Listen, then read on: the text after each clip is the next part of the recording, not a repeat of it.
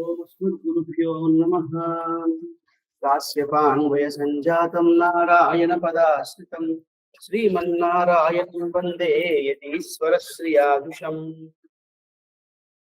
So మన main ఈ డిస్కషన్కి వచ్చిన ప్లాన్ ఏంటి అని అంటే, హడావిడిగా చదవటం కాకుండా సుందరాకాండలోని ప్రతి సర్గ, అంటే రోజుకు ఒక సర్గ చొప్పున యావరేజ్ గా, పెద్దదైతే ఒక సర్గ 2-3 రోజులు పట్టొచ్చు, చిన్నదైతే ఒకే రోజు 2-3 సర్గలు అయిపోవచ్చు. ప్రతి సర్గని భావన చేయాలి, అనుభవించాలి అని మనం అనుకోవడం జరిగింది. సో మెయిన్ గా ఈ సెషన్ ఇక్కడ లెర్నింగ్ అవుట్కమ్స్, సుందరాకాండలో అర్థాలు, విశేషార్థాలు అన్నీ ఉంటాయి. అన్నిటితో పాటు భావన కూడా చేసుకోవాలి మనము అన్నది మన ప్లాన్. రేపు మన పిల్లలకు సుందరాకాండ చెప్తున్నామంటే ఎలాగ వాళ్ళని అనుభవించేటట్టు మనం తయారు చేసుకోవాలి అని ఒక ట్రైనింగ్ ప్రోగ్రామ్ లో అనుకున్నాం మనం, అవునా? ఈ 68 days 68 సర్గస్ ఒక ట్రైనింగ్ ప్రోగ్రామ్, మనకి ఇంటర్నల్ ట్రైనింగ్ లాగా అనమాట. ఈ సుందరాకాండ స్టార్ట్ అయ్యేదానికన్నా ముందు కిష్కింధాకాండ. కిష్కింధాకాండలో 66వ సర్గలో జాంబవంతుడు హనుమంతుల వారిని ప్రోత్సహించడం, ఆ విధంగా ప్రోత్సహించిన తర్వాత హనుమంతుడు నేను జంప్ చేయగలను అని అనుకునేసి తన కాయాన్ని పెంచుతాడు. ఎంతటి కాయాన్ని పెంచుతాడు? చాలా పెద్దగా, అంటే మహేంద్రగిరి పర్వతానికన్నా మించిన కాయాన్ని పెంచి బలంగా, అంటే బలవంతుడిగా, ఎంతో కొండ మీద ఒక కొండ నిల్చుందా అన్న విధంగా హనుమంతుల వారు నిల్చుంటారు. నేను తప్పకుండా సీతమ్మని కనుక్కొని వస్తాను అని మాట్లాడుతూ మనకి చివరి శ్లోకం, కిష్కింధాకాండలోని చివరి శ్లోకం ఏం చెప్తుంది అని అంటే, సవేగవాన్ వేగ సమాహితాత్మా హరిప్రవీర పరవీరహంత మనస్సమాధాయ మహానుభావో జగామలంకాం మనసా మనస్వి. ఇక్కడ మనస్వి అని ఎవరిని సంబోధిస్తున్నారు? ఆంజనేయ స్వామిని సంబోధిస్తున్నారు అనమాట. మనసెరిగిన వాడు, దృఢమైన మనస్సు కలవాడు. దృఢమైన మనస్సు అని అంటే మనకి చెప్తారు కదా, మన ఏవ మనుష్యానాం కారణం బంధమోక్షయోహో. మనిషి మనస్సు ఒకటి సక్రమంగా ఉంటే చాలు, డబ్బు బంధాలు ఏవి అవసరం లేదు, మనిషి ఏదైనా జయించగలడు. మనిషి మనస్సు సక్రమంగా లేదా, మిగతా వెన్నున్నా వేస్టే. సో మనస్సే మనిషికి శత్రువు, మనస్సే మనిషికి మిత్రుడు అని మనకి భగవద్గీతలో కృష్ణుడు చెప్పాడు. మన ఏవ మనుష్యానాం కారణం బంధమోక్షయోహో అని మనకి శాస్త్రం కూడా చెప్తుంది అనమాట. నీకు బంధం లభించాలన్నా లేకపోతే మోక్షం లభించాలన్నా నీ మనస్సే దానికి కారణము. ఇది బంధము మోక్షము అని చెప్పి ఆధ్యాత్మికతలోనే కాదు, మన జీవితంలో కూడా మనము ఎన్నో సమస్యలు ఎదుర్కొంటూ ఉంటాం. నీ మనస్సు సరిగ్గా ఉందా, ప్రశాంతంగా ఉందా, చక్కటి సమాధానాలు, చక్కటి పరిష్కారాలు వెతుక్కునే శక్తి నీకు ఉంటుంది. నీ మనస్సు బాగోలేదా, ప్రశాంతమైన మనస్తత్వం నీకు లేదా, మంచి మాట్లాడే మనస్తత్వం లేదా, మంచి కోరుకునే మనస్తత్వం లేదా, జీవితంలో అన్ని సమస్యలు వచ్చి ఇంకా బంధంలో, అంటే ఒక సమస్య నుంచి విముక్తిని పొందాలన్నా మనస్సే, ఒక సమస్యలో కూరుకోవాలన్నా మనస్సే. అలాంటి మనస్సును తన ఆధీనంలో పెట్టుకున్నవాడు, ఎదుటి వ్యక్తిని తన మనస్సుతో అర్థం చేసుకోగలిగిన వాడు, ఎదుటి వ్యక్తి మనస్సుని అర్థం చేసుకోగలిగిన శక్తి గలవాడు. కాబట్టి ఆంజనేయ స్వామిని మనస్వి అంటే బలమైన మనస్సు గలవాడు అని అన్నారు. ఇదే మనస్వి అని మనకు రామాయణంలో రాముని కూడా చెప్పారు. ఎక్కడ చెప్పారు? మనస్వి తస్య నిత్యం హృది సమర్పిత. రాముని కూడా మనస్వి అన్నారు.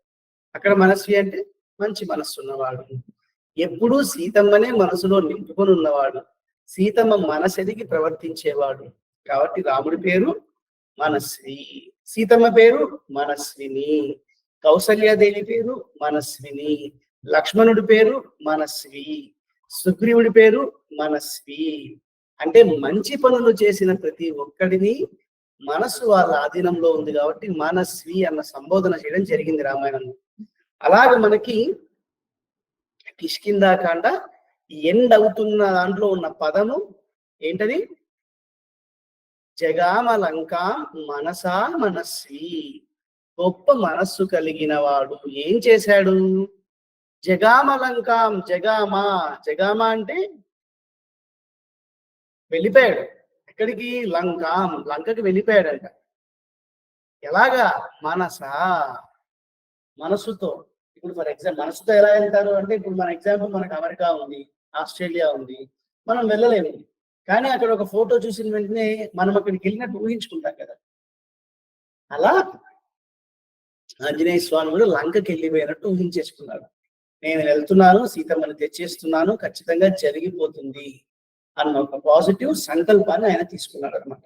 నేను వెళ్తున్నాను అక్కడికి అని. దీన్నే మనము మనస్సులో నిశ్చయం చేసుకోవటం. అంటే ఒక పనిని మనం ఆరంభిస్తున్నప్పుడు ఆ మనస్సుని కంట్రోల్ చేసుకోవాలి, ఆ మనస్సులో చక్కటి సంకల్పాన్ని చేసుకోవాలి కదా. అదే ఇక్కడ మనం చూపిస్తున్నారు. మన జగావలంకా మనసా మనస్వి అని చెప్తూ మనకి ఆంజనేయ స్వామి మనస్వి అని చెప్పి కిష్కింధాకాండ ఎంటర్ అవుతుంది అనమాట. ఒక్కసారి ఆలోచించండి అందరూ, ఈ పరిస్థితి ఎలా ఉందనంటే, మన సౌత్ ఇండియన్ ఓషన్ అదే, లేకపోతే ఆ ఇండియన్ ఓషన్ దగ్గర ఆ తీరంలో కోదులందరూ ఆ మహేంద్రగిరి పర్వతము, సముద్రము, ఒక పర్వతం ఇలా ఉంది, సముద్రం ఇలా ఉంది. ఆ మధ్యలో ఉన్న కొండల మీద, గుట్టల మీద అలా ఇలాగా అక్కడక్కడక్కడ అందరూ స్కాటర్ అయ్యి, అంటే అలా ఇలా చిందరవందరగా ఉంటూ, దిగులుగా ఉంటూ కూర్చున్న సమయంలో జాంబవంతుడు దిగులుగా కూర్చున్న హనుమంతుడి దగ్గరికి వెళ్ళి మోటివేట్ చేయటం, హనుమంతుల వారు తన శరీరాన్ని పెంచి మనస్సుని దృఢంగా చేసుకునేసి నేను అక్కడికి వెళ్తానన్న నిశ్చయాన్ని చేసుకున్నాడు.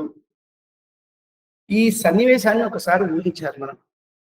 ఎలా ఉంటుంది? ఆంజనేయ స్వామి అలా ఉన్నారు, తెల్లగా ఉంటాడంట, అంటే తెల్లటి రోమాలు కలిగిన ఆంజనేయ స్వామి. కిరీటం ఉండదు ఆంజనేయ స్వామికి. అంగదుడికి తప్ప మిగతా కోతులు ఎవరికి, వానరులకు కిరీటాలు ఉండవు.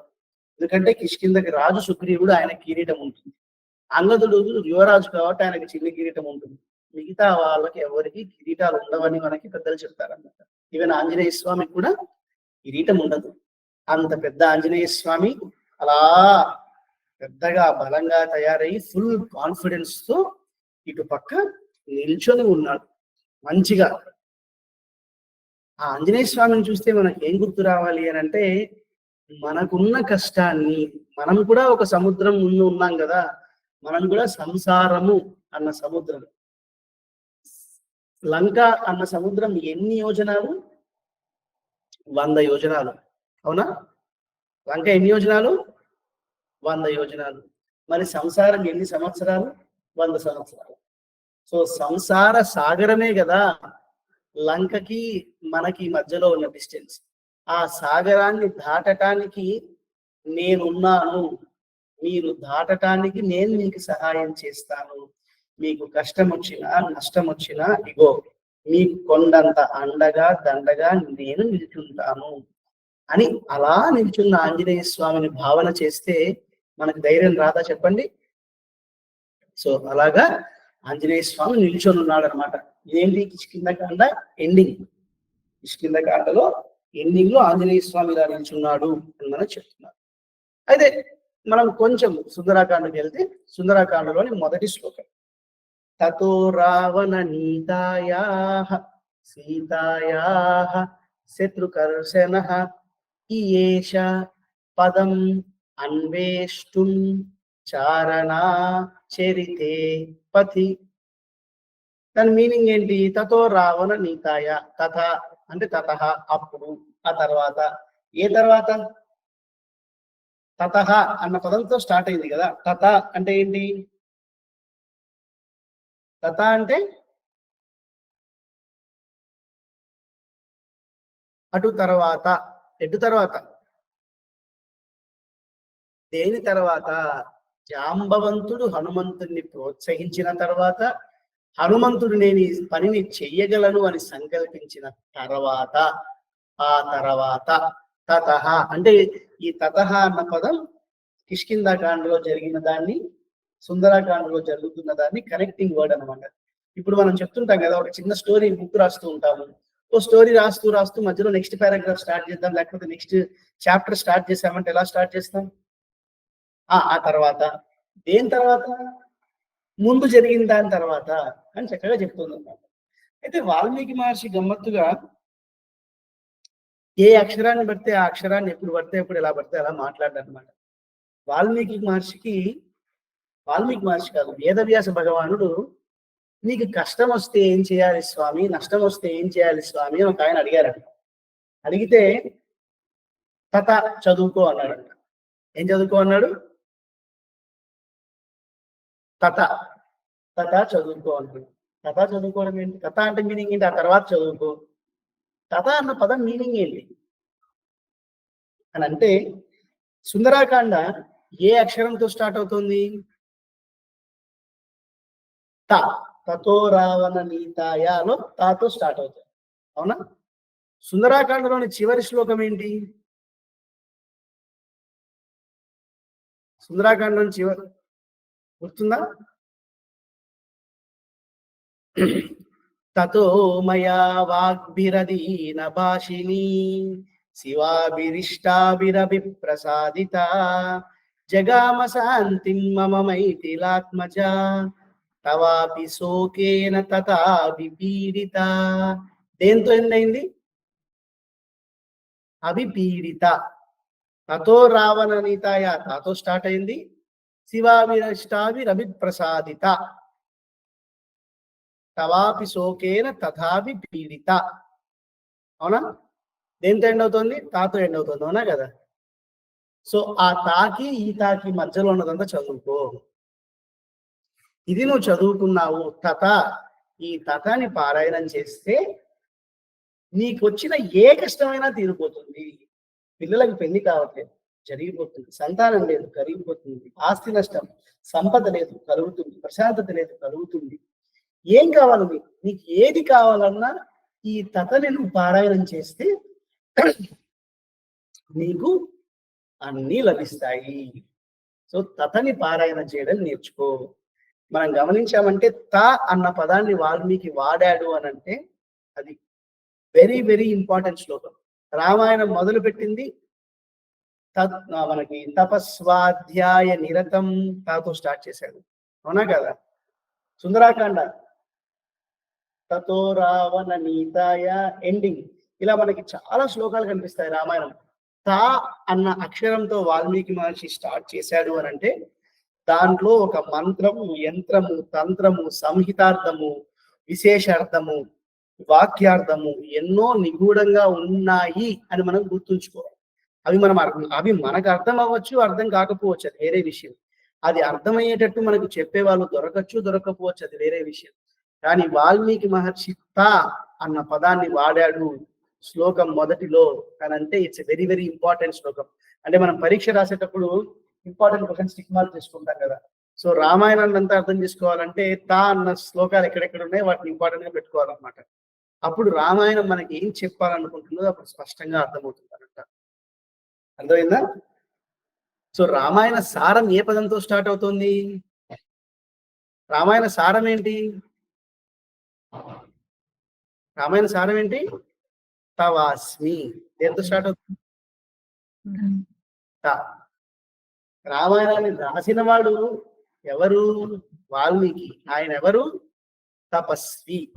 అది ఎంతో స్టార్ట్ అవుతుంది? తాతో స్టార్ట్ అవుతుంది.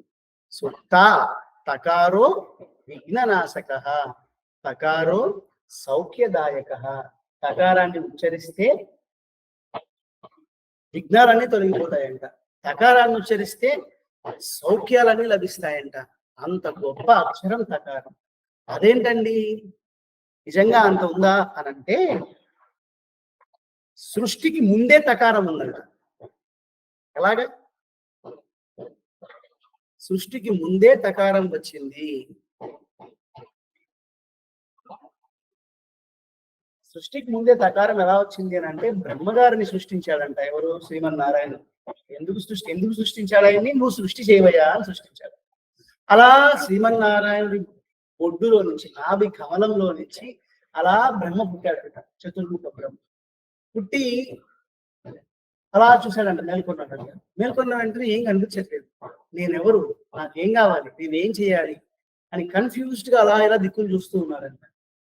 దిక్కులు చూస్తూ ఉంటే ఒక ఆకాశవాణి లాగా, అంటే ఆకాశవాణి అంటే ఈరోజు ఆర్టిఫిషియల్ ఇంటెలిజెన్స్ అనుకో, ఇంకోటి అనుకో, యూట్యూబ్ లో మనము ఏం చూడాలనుకుంటున్నాం మన మైండ్ రీడ్ చేసేసి మనకి యూట్యూబ్ లో వీడియోలు ఇస్తుంది కదా. మనం ఒకటి చూస్తూ ఉంటే మనం పాస్ట్ హిస్టరీని బట్టి అలా వస్తుంటుంది కదా. అలాగా వీడికి ఏం కావాలని చెప్పేసి ఒక వాయిస్ వచ్చిందంట. ఏం చెప్పింది ఆ వాయిస్ అని అంటే, తపః తపః తపః తపః తపః తపః తపః తపః తపస్సును చేయి తపస్సును చేయి తపస్సును చేయి అని వచ్చింది. సో బ్రహ్మగారు సృష్టి చేయడానికన్నా ముందే వచ్చిన పదం తపః. ఆ తపలో ముందు అక్షరం త. సో బ్రహ్మగారి కన్నా పెద్దది తకారం. బ్రహ్మగారు పుట్టారు, కానీ బ్రహ్మగారు సృష్టి చేయడానికన్నా ముందు వచ్చింది తకారం. సో బ్రహ్మగారు మిగతా సృష్టి చేశారు కానీ తకారాన్ని సృష్టి చేయలేదు.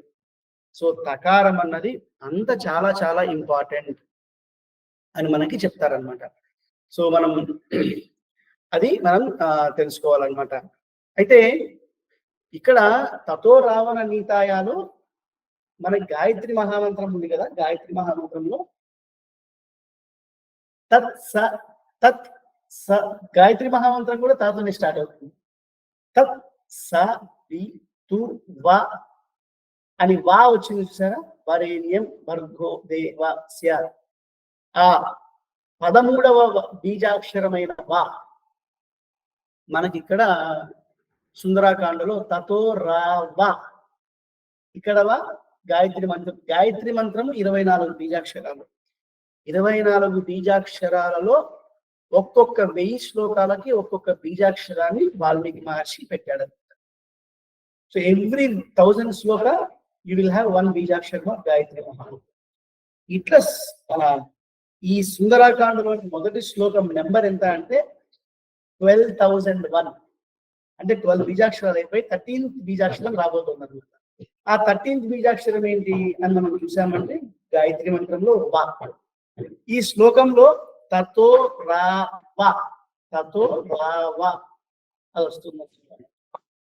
సో గాయత్రి మహామంత్రం యొక్క బీజాక్షరం కూడా దీంట్లో ఉంది అని మనకి చెప్తున్నారు. And Valmiki is nothing but బ్రహ్మగారి యొక్క స్వరూపమే అంటారు.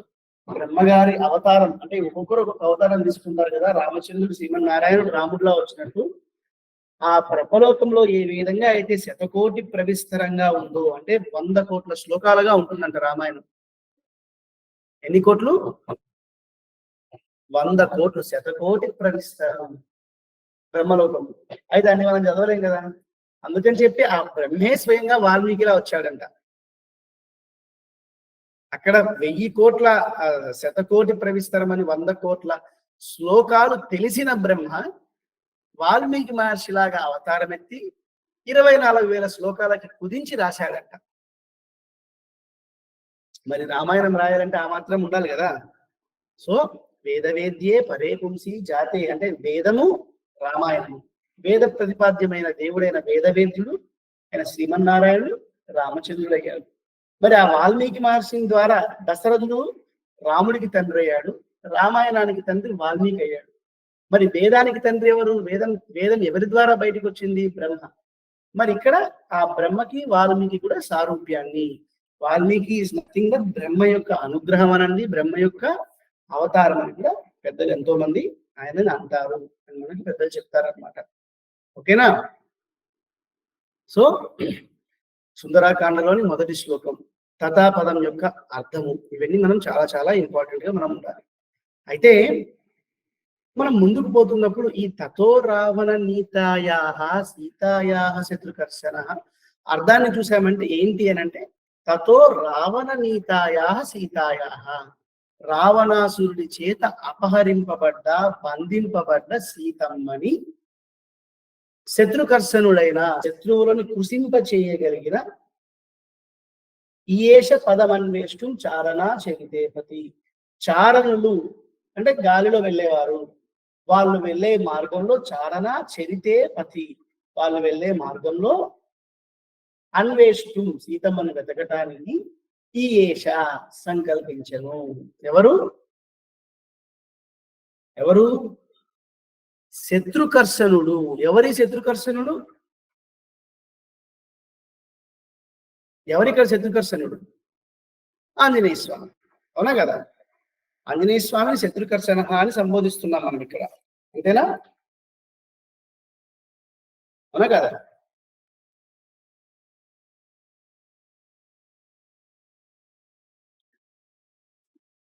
గొప్ప విషయం ఏంటి అని అంటే ఇక్కడ ఏ పదాన్ని మనం పట్టుకోవాలి అంటే తా అన్నది ఎంత ఇంపార్టెంటో ఈయేష అన్న పదం కూడా అంత ఇంపార్టెంట్. ఈయేష అంటే మీనింగ్ ఏంటి?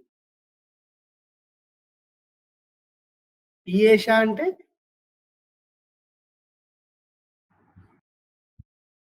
ఈ దారిలో ఉంది. ఆ? ఈ దారిలో ఉంది. ఈయేష ఈయేష చారణ చరితేపతి అన్నది ఈ దారిలో. ఈయేష ఈయేష అంటే సంకల్పించను. సీతమ్మకు బంధ విముక్తి ఎప్పుడు కలిగిందనంటే హనుమంతుడు ఈయేష అనుకున్నప్పుడే కలిగిందంట. జీవుడికి కష్టాల నుంచి విముక్తి ఎప్పుడు కలుగుతుందంటే ఆచార్యుడు ఈయేష సంకల్పించుకుంటే జరిగిపోతుందంట. ఈయేష అంటే సంకల్ప బలం. మహాత్ముల యొక్క సంకల్ప బలం అటువంటిది. వీడికి మంచి జరగాలని వాడు సంకల్పించుకుంటే చాలా జరిగిపోతుందంట. అర్థమైందా? వీడు నావాడు అని ఒక మంచివాడు అనుకుంటే చాలంట వాళ్ళ కష్టాలు తీరిపోతాయంట. మనకు పెద్దలు చెప్తారు, ఏం కావాలరా, ఏం చేస్తే కష్టాలు తీరుతాయి? ఓకే, రామాయణం చదువు. చదవలేవా? ఒక శ్లోకం చదువు. ఇంకోటి చెయ్యి. ఇవేం చేయలేనండి. ఏం చేయలేవా? ఒక పని చెయ్యి. ఒక మంచివాడు నువ్వు వాడివి, తనకు చెందిన వాడివి. ఒక మంచివాడు నిన్ను నావాడు అని అనుకునే విధంగా బతుకు. నువ్వు అలా బతకగలిగావా? నీ కష్టాలన్నీ తీరిపోతాయి. దాన్నే మనం ఏమంటామనంటే భాగవత అభిమాన సిరి అని అంటాం. ఏమంటాము? భాగవత అంటే భక్తుల యొక్క అభిమానాన్ని పొందటం అన్నది ఒక సంపద అంట. చెరగని తరగని సంపద అంట అనమాట. ఆ సంపదని పొందను. అసలు ఆ సంపద చాలు నీ జీవితాన్ని గట్టెక్కించడానికి. కష్టాలు నష్టాలు అంటావా వస్తూ ఉంటాయి, పోతుంటాయి. ఆంజనేయ స్వామి ఇక్కడ సంకల్పించిన తర్వాత కూడా రావణాసుడు సీతమ్మని బాధ పెట్టాడు. కానీ చివరిలో ఆంజనేయ స్వామి గెలిచాడు, సీతమ్మ గెలిచింది, రావణాసుడు నాశనం అయిపోయాడు.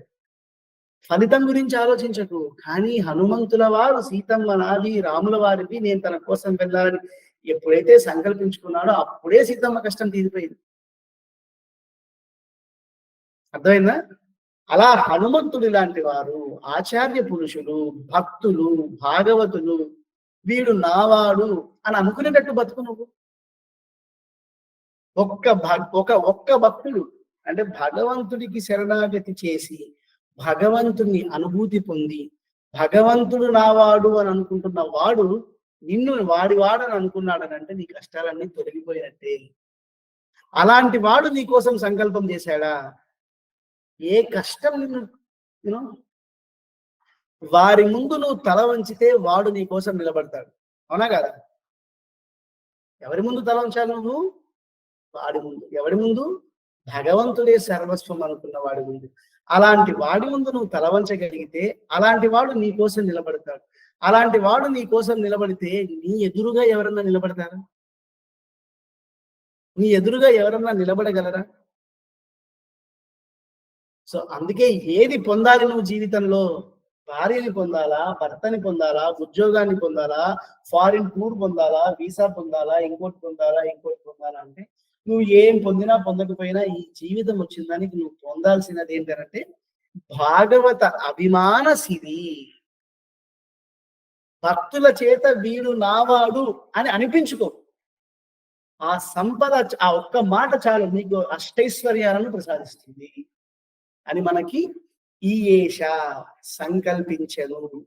ఒక వ్యక్తి యొక్క సంకల్ప బలం ఎలా ఉంటుందో మనకి తెలుస్తుంది అనమాట. అండ్ ఇక్కడ మనం చూసుకోవాల్సిన విషయం ఏంటి అంటే ఆచార్య సంకల్ప బలం. ఒక ఆచార్యుడు, ఒక గురుస్థానంలో ఉన్నవాడు వీళ్ళ కోసం నేను నిలబడతాను, ఈ పని నేను చేస్తాను అని నిలబడ్డాడనంటే అది ఖచ్చితంగా శుభ సూచకం. కష్టాలన్నీ తొలగి సుఖాలు కలగటానికి మనకి ఒక చిహ్నంగా కనిపిస్తుంది అని మనకు ఈయేష అన్న పదాన్ని మనము గుర్తుంచుకోవాలి. సో ఇప్పుడు ఒకసారి ఆలోచించండి, ఇలా ఆంజనేయ స్వామి ఆ కొండ మీద నిల్చునేసి, అంటే ఆ కొండ పక్కన అనుకోండి, ఆ కొండ పక్కన నిల్చునేసి అంత పెద్ద భీమ రూపంతో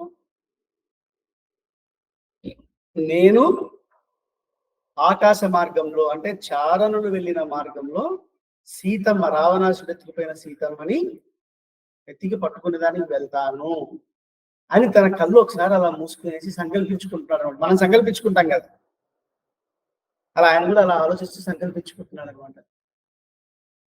ఆ భావన చేయండి ఎంత బాగుంటుంది. అలా ఆంజనేయ స్వామి సీతమ్మ కోసం ఆలోచిస్తున్నాడు.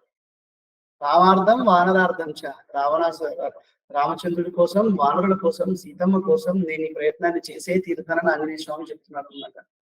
ఒక క్షణం భక్తుడు అన్నవాడు, ఆచార్యుడు అన్నవాడు మన కోసం పొద్దు నుంచి రాత్రి దాకా హోమాలు, పూజలు, యజ్ఞాలు చేయడం కదా, ఆ చిన్నపాటి సంకల్పం ఉంటుంది చూసారా, వీడికి మంచి జరగాలి అని. ఆ సంకల్పం చాలు, ఆ క్షణకాలం సంకల్పమే మన జీవితాన్ని మార్చేసే అద్భుతమైన అలాంటి స్థితిని మనకి ఆంజనేయ స్వామి, ఆ స్థితిని మనం ఒకసారి ఊహించుకోగలగాలి. ఆంజనేయ స్వామి అలా వింటున్నాడు. ఆంజనేయ స్వామి మీకు మాట చెప్పాను ఇక్కడ, మంచివాడు మనవాడు అని అనుకునేటట్టు బతకాలి. అది భాగవత అభిమాన సిరి అన్న. చెడ్డవాళ్ళు మనల్ని ఎప్పుడు వాడి అంటూ వాళ్ళకి ఎంత దూరంగా ఉంటే అంత మంచిది అన్నమాట. దాన్నే మనకి భగవద్గీతలో ఏం చెప్తారు, మొదటి శ్లోకం, ధర్మక్షేత్రే కురుక్షేత్రే సమవేత యుత్సవ మామకాహ పాండవాశ్చైవ కిమకుర్వత సంజయ. నా కొడుకులు పాండవులు ఏం చేస్తున్నాడు అని ధృతరాష్ట్రుడు అడిగాడు. ధృతరాష్ట్రుడు ఎవడు? కౌరవుల తండ్రి, గుడ్డివాడు, అవునా? యుద్ధానికి వెళ్ళిన తర్వాత ధర్మక్షేత్రే కురుక్షేత్రే, కురుక్షేత్ర యుద్ధం జరుగుతుంది. క్రికెట్ మ్యాచ్ ఆడుతున్నాం, క్రికెట్ ఫీల్డ్ లో ప్లేయర్స్ అందరూ ఎంటర్ ఏం చేస్తారు? క్రికెట్ ఆడతారా, డాన్స్ చేస్తారు? మరి క్రికెట్ ఆడతారు కదా. ఇప్పుడు గ్రౌండ్ లోకి ఎంటర్ అయిన ప్లేయర్స్ క్రికెట్ ఆడినట్టు యుద్ధ భూమిలోకి ఎంటర్ అయిన వాళ్ళందరూ ఏం చేస్తారు? యుద్ధం చేయాలి. కిమ తర్వాత ఏం చేస్తున్నారు అంటే దాని మీనింగ్ ఏంటి? ఏం చేస్తారు? యుద్ధం చేస్తున్నారు. కానీ ధృతరాష్ట్రుడు అంత కలగలేదు, బుద్ధివాడు కదా ధృతరాష్ట్రుడు, ఆడికి కనిపించదు యుద్ధం అని చెప్పేసి సంజయుడికి లైవ్ టెలికాస్ట్ ఇచ్చాడు వేదవ్యాసుడు. అక్కడ యుద్ధం జరుగుతుంటుంది, నీకు లైవ్ టెలికాస్ట్ ఉంటుంది, నువ్వు చూస్తూ ఉండు. 11 days యుద్ధం జరుగుతుంది. ఎన్ని రోజులు? 11 days. 18 days మొత్తం యుద్ధం. 11 days భీష్ముడు ఉంటాడు. 11th day భీష్ముడు పడిపోతాడు. 11th day భీష్ముడు పడిపోతాడు. 11th day భీష్ముడు పడిపోయిన తర్వాత సంజయుడు చెప్తాడు భీష్ముడు పడిపోయాడని. అప్పుడు భీష్ముడు అంటే పాండవులకు చాలా ఇష్టం, కౌరవులకు అంత ఇష్టం లేదు. అలాంటి భీష్ముడిని పడగొట్టారు ఆ పాండవులు. ఎలాంటి చోట? ధర్మక్షేత్రే కురుక్షేత్రే. ఆ ప్రాంతానికి, స్థలానికి ఎటువంటి ప్రభావం అంటే నీలో ఎటువంటి ఆలోచనలు ఉంటాయో అటువంటి ఆలోచనలు వృద్ధి చెందిస్తుంది అనమాట. నీకు మంచి ఆలోచనలు ఉన్నాయంటే మంచి ఆలోచనలు వస్తాయి, చెడు ఆలోచనలు ఉంటే చెడు ఆలోచనలు పెరుగుతాయి. కౌరవులకు చెడు ఆలోచనలు ఇంకా ఎక్కువ పెరుగుతాయి. పాండవులకి మంచి ఆలోచన, మంచి పెరిగినప్పుడు తాతను చంపరు కదా. ధర్మక్షేత్రే కురుక్షేత్రే సమవేత మామకాహ, నా కొడుకులు పాండవులు. ఈయనకి పాండవులు కొడుకులే. అర్థమైందా? ధృతరాష్ట్రుడు కృష్ణుడు పాండవుల పక్కన ఉన్నాడని తెలుసు, కౌరవులది తప్పని తెలుసు, యుద్ధం తప్పని తెలుసు, భీష్ముడంతటి వాడు పడిపోయాడని తెలుసు. అయినప్పటికీ పిల్లల మీద వ్యామోహంగా నా వాళ్ళు అన్నారు. అలా ఎప్పుడైతే అటువంటి చెడు గుణం ఉన్నవాడు మామకాహ అని కౌరవులు అన్నాడు, అప్పటిదాకా కౌరవులు బాగానే ఉన్నారు. ఎప్పుడైతే ధృతరాష్ట్రుడు మామకాహ అనే పదం వాడతాడో కరెక్ట్ గా 7 రోజుల్లో మొత్తం అయిపోయింది. అవునా కదా? సో చెడ్డవాడు మనల్ని వాడు అని అనుకోకుండా ఉండడం మంచిది. కానీ కృష్ణుడు ఏం చెప్పాడు? మమ ప్రాణాది పాండవాహ ఏమన్నాడు? పాండవులు నా ప్రాణం అన్నాడు. పాండవులు ఒకటిలా చనిపోయాడా? పాండవులు ఒక్కటి చనిపోయాడు. మామకాహ అన్నాడు ధృతరాష్ట్రుడు, అందరూ నాశనం అయిపోయారు. ఎవరి చేత నీ వాడివి అని అనిపించుకుంటావు చాలా ఇంపార్టెంట్. అర్థమైందా? మంచివాడు నిన్ను నావాడు అనుకున్నాడా, బాగుపడిపోయావు. చెడ్డవాడు నిన్ను నావాడని అనుకున్నాడా, అయిపోయింది పని. అలా ఉండకు. కృష్ణుడి మాట చూడండి ఎంత బాగుందో. మమ ప్రాణాది పాండవాహ, పాండవులు నా ప్రాణం అని చెప్పాడు కృష్ణుడు. కృష్ణుడి చోట పాండవులు ఏం చేశారా, జూదం ఆడాడా, ధర్మరాజు ఇంకోటి చేశాడా, అవన్నీ వదిలేదు. కృష్ణుడు లాంటి పరమాత్మ, సాక్షాత్ భగవత్ స్వరూపం, భగవంతుడే స్వయంగా వచ్చిన అవతారం. అలాంటి కృష్ణుడు పాండవులు నా ప్రాణం అని చెప్పాడు. ఎంత అదృష్టవంతులు కదా పాండవులు. అలా నువ్వు బ్రతకాలి. అది మనకి ఈయేష అన్న పదం మళ్ళీ గుర్తు చేస్తుంది అనమాట. అర్థమైందా? అండ్ ఇక్కడ మనకి అనేకమైన ఈ శ్లోకం చాలా చాలా చాలా ఇంపార్టెంట్ శ్లోకం. సుందరాకాండ మొత్తం పారాయణ చేయకపోయినా కానీ ఈ శ్లోకాన్ని, అతో రావణితాయ అన్న శ్లోకాన్ని 13 సార్లు రోజు జపం చేసుకుంటే ఏ కష్టం వచ్చినా ఏ కోరికైనా తీరుతుందని పెద్దలు చెప్తారు. 108 సార్లు చేస్తే రోజుకి ఇంకా శ్రేష్టం. 108 సార్లు 48 రోజులు చేయాలంట అంటారు. అంటే కోరికతో ఉన్న వాళ్ళకి. కానీ మనం కోరికతో చేయం కాబట్టి ప్రేమతో చేస్తాం. ఓకే, అంటే నువ్వు కోరిక కోరినా ఇస్తుంది, కోరిక ఇప్పుడు అమ్మ ఉంది, ఆకలి అంటేనే అన్నం పెట్టాల్సిన అవసరం లేదు, టైం అయిన వెంటనే చూసి పెట్టేస్తున్నాం అమ్మ.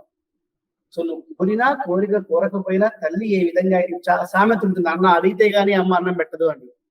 ఎవరు చెప్పారా సామెత? అడిగితే గానీ అమ్మ అన్నం పెట్టదా? పొద్దు నుంచి రాత్రి దాకా తినమ్మా తినమ్మా తినమ్మా అని పెట్టేది ఎవరు? అమ్మాయి కదా.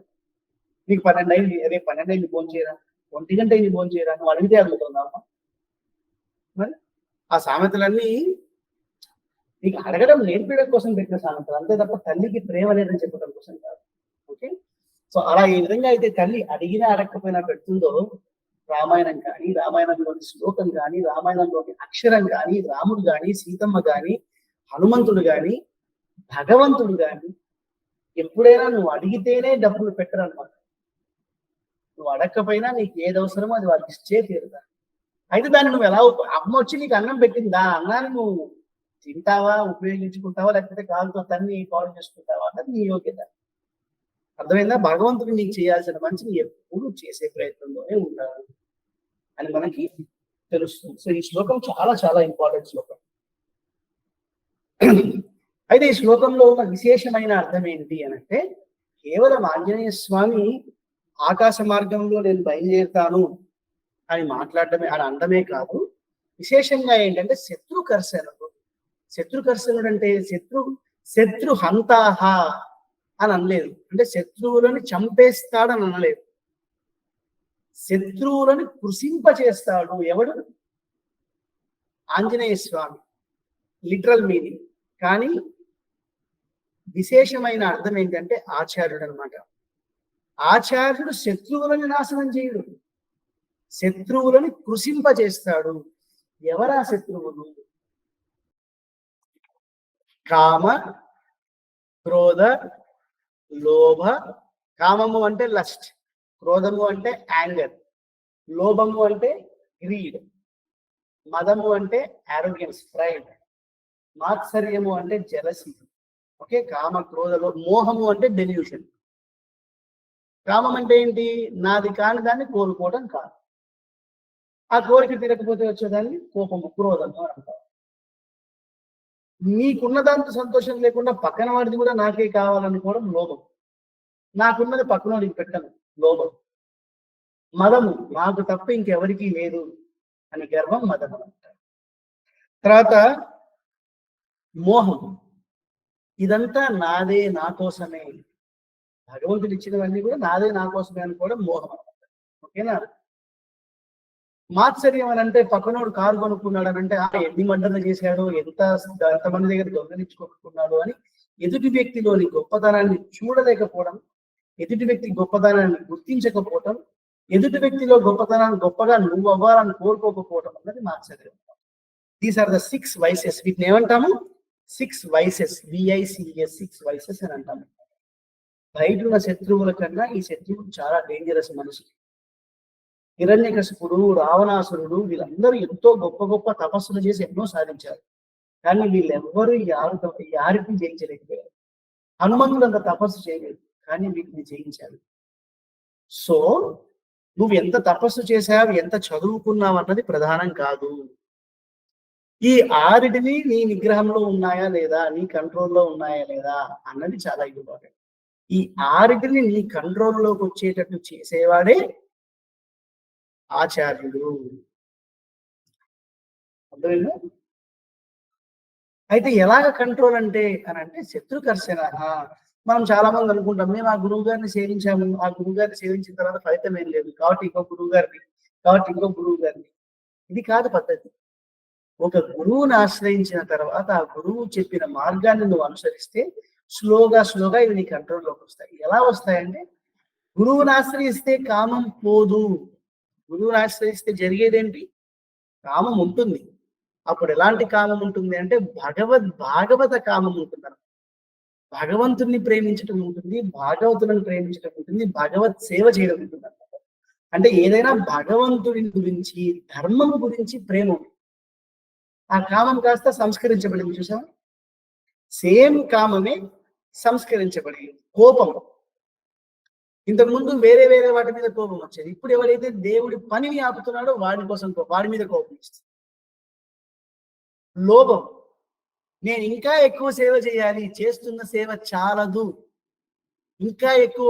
లోభం అంటే ఏంటి? ఐ వాంట్ మోర్ అన్న గ్రీడే కదా. ఇప్పుడు భగవంతుడికి సేవ చేయడంలో నాకు ఇంకా ఎక్కువ సేవ చేయాలి అని అనుకోవడం మంచి లోభమే కదా. అవునా కదా? మోహం అంటే ఏంటి? నాది కాని దాన్ని నేను అనుకునేటట్టు చేయడం. నీది కానిది ఏంటి? ఈ ప్రపంచం అంతా నీది కాదు, దాన్ని నువ్వు నీదని అనుకున్నావు అంటే మోహం. అదే నువ్వు అంత మోహమే, నువ్వంటూ ఏం లేవు, అంతా భగవంతుడే ఉన్నాడన్న భ్రమలోకి నువ్వు వెళ్ళిపోయావంటే అది నిజం కాదా? అంటే నీవు ఉన్న ఈ భౌతికమైన ప్రకృతిని వదిలి అంతా ఆధ్యాత్మికమే, అంతా భగవంతుడే అని అనుకోవడం కూడా ఒక మోహమే కదా. తర్వాత మదం, అబ్బా నేను ఇంత చేస్తున్నాను భగవంతుడికి, ఇంకా చేయాలి, నేను ఇంకా చేయాలన్న గర్వం ఉంటుంది చూసారా? ఆ గర్వం మంచి గర్వమే. మాత్సర్యం, ఎదుటి వ్యక్తి భగవంతుడికి నాకన్నా ఎక్కువ సేవ చేస్తుంటే వాడికన్నా నేను ఎక్కువ సేవ చేయాలి అన్న మనలో కలిగే ఆ మాత్సర్యం, ఈర్ష్య ఉంటుంది చూసారా? ఇవన్నీ మంచివే. అంటే సేమ్ అరిషడ్ వర్గాలు ఏవైతే నీ పతనానికి కారణమయ్యాయో, ఆచార్య సంపర్కం వల్ల అవన్నీ ఏం జరుగుతున్నాయి? ఒక పాజిటివ్ వేలో ఛానల్ అవ్వడం జరుగుతున్నాయి అన్నమాట. అవునా కదా?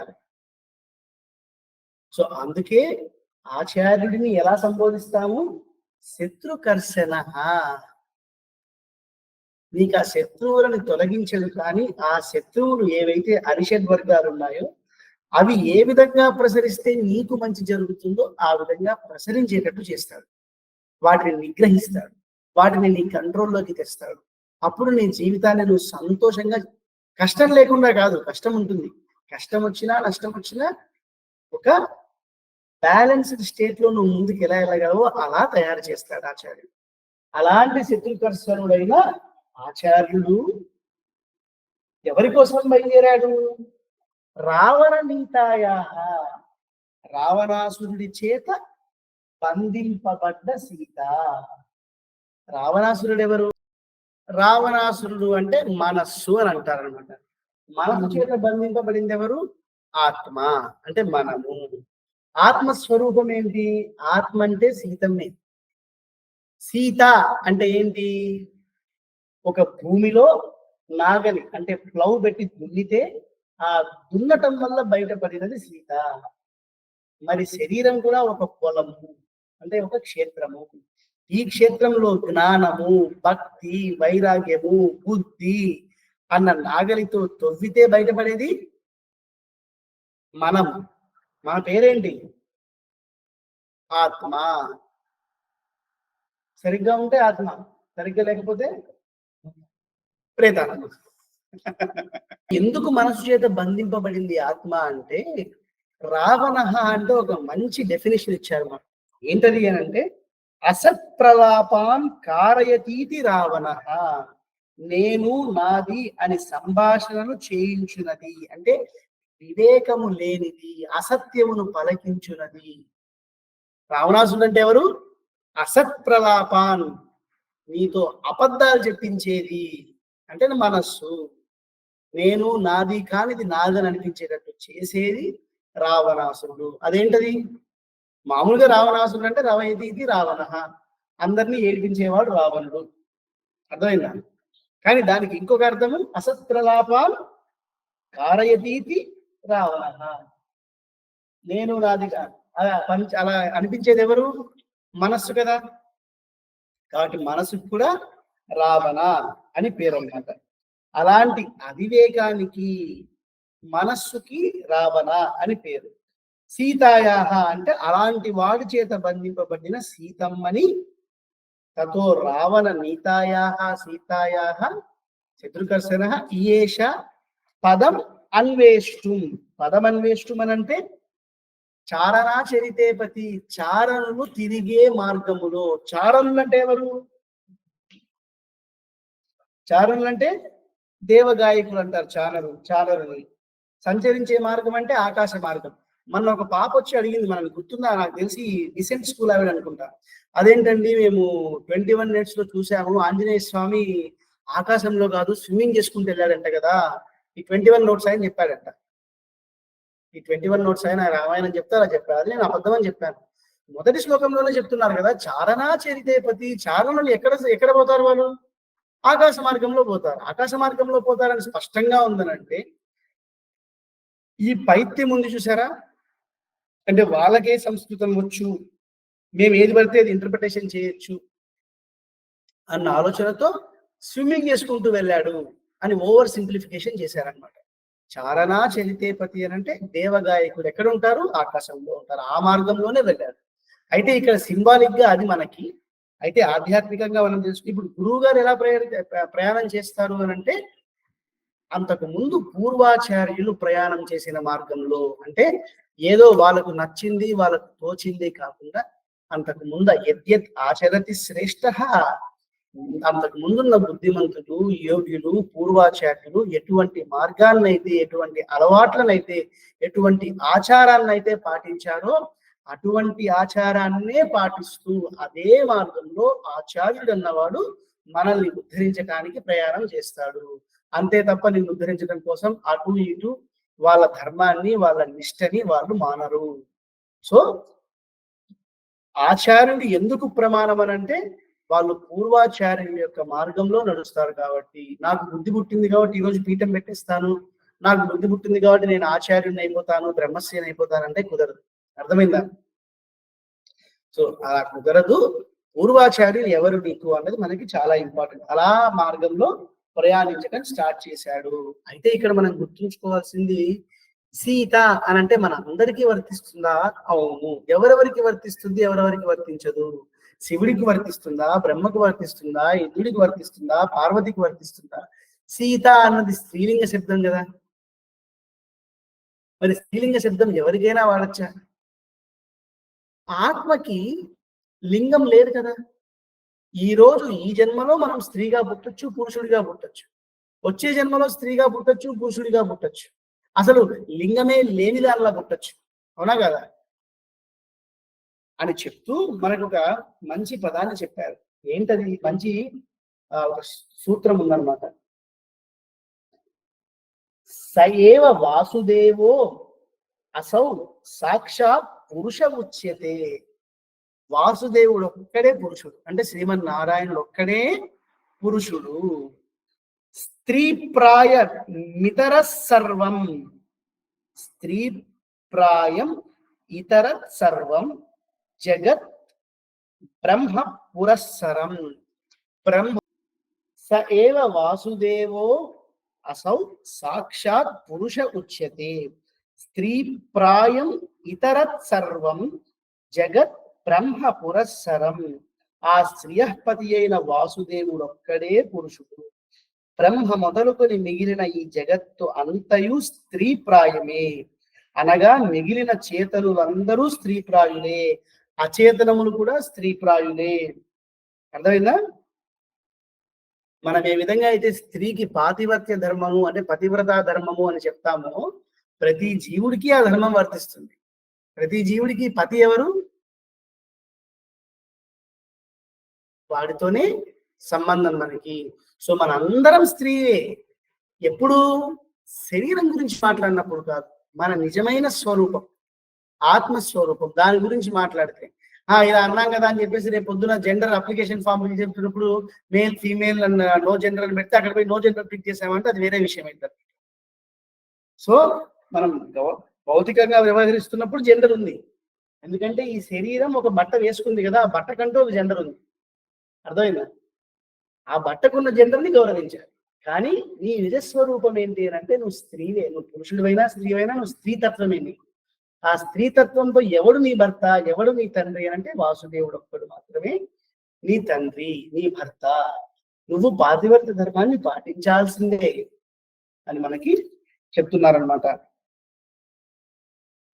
ఓకే, అలాంటి స్త్రీ, అలాంటి జీవుడిని అన్వేషించటానికి ఆచార్యుడు ఎక్కడ వెతుకుతాడు?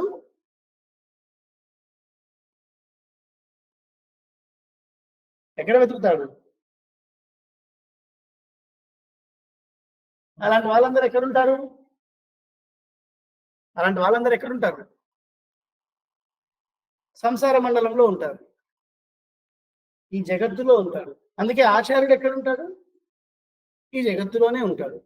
సో అన్వేషించటానికి పదం, ఈ జగత్తు ఏ విధంగా అయితే ఈ సంసార మండలంలో చిక్కుకుపోయిన జీవులందరూ ఉన్నారో వాళ్ళని ఉద్ధరించటం కోసం ఆచార్యుడు ఈ సంసార మండలానికనండి, జగత్తుకనండి, భగవంతుడికి ఆత్మని దగ్గర చేయటం కోసం, ఆత్మ మనసులో చిక్కుకుంది కదా, మనసు యొక్క ప్రలోభాలకి, ఆ మనసు చేత ఆత్మను విడిపించటం, మనసు నుండి ఆత్మను విడిపించటం కోసం ఆచార్యుడు అన్నవాడు సంకల్పిస్తాడు. ఎవరి కోసం? భగవంతుడి కోసం, ఆత్మని భగవంతుడితో చేర్చడం కోసం అని మనకి ఈ శ్లోకం చాలా గంభీరమైన అర్థాన్ని చెప్తుంది అనమాట. ఇంకా దీనికి సంబంధించి ఇంకొంచెం అర్థం ఉంది, అది మనం రేపు తెలుసుకునే ప్రయత్నం చేద్దాం. ఇప్పటికే 1 hour దాటిపోయింది కదా, so too much is also not good. So హనుమంతుల వారిని మనం ధ్యానం చేస్తున్నప్పుడు మనకి ఏం గుర్తు రావాలి అని అంటే, కేవలం అక్కడ హనుమంతుడు ఉండడమే కాదు, ఆ హనుమంతుడు మన ఆచార్యుడు, మనల్ని కాపాడటానికి, మనల్ని భగవంతుడికి దగ్గర చేయడానికి వచ్చిన కరుణా సముద్రుడు, యోగ్యుడు, శత్రుకర్షణుడు. అంటే మనలో ఉన్న బలహీనతలని తగ్గించి బలాలని వృద్ధి చెందటానికి మన ముందు నిల్చున్న ఒక ధీరుడు, మనకు అండా దండ. అటువంటి ఆంజనేయ స్వామిని మనం ధ్యానం చేయాలన్నమాట. జై శ్రీరామ్, జై శ్రీమన్నారాయణ.